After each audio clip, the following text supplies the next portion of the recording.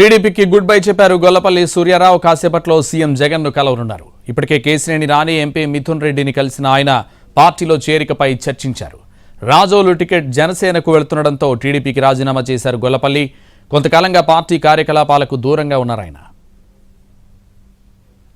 2004లో Congress party తరపున రాజోలు నియోజకవర్గంలో పోటీ చేసిన గొల్లపల్లి బొంతు రాజేశ్వరరావుపై విజయం సాధించారు.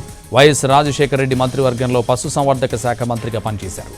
రాష్ట్ర విభజన తర్వాత తెలుగుదేశం పార్టీలో చేరారు. 2014 అసెంబ్లీ ఎన్నికల్లో తెలుగుదేశం పార్టీ తరపున రాజోలు నుంచి పోటీ చేసి విజయం సాధించారు.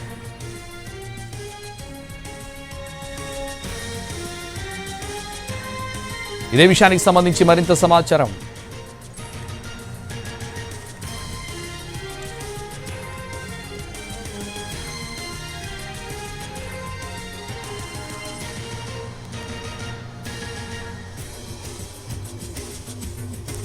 టీడీపీకి గుడ్ బై చెప్పారు గొల్లపల్లి సూర్యారావు. కాసేపట్లో సీఎం జగన్ను కలవనున్నారు.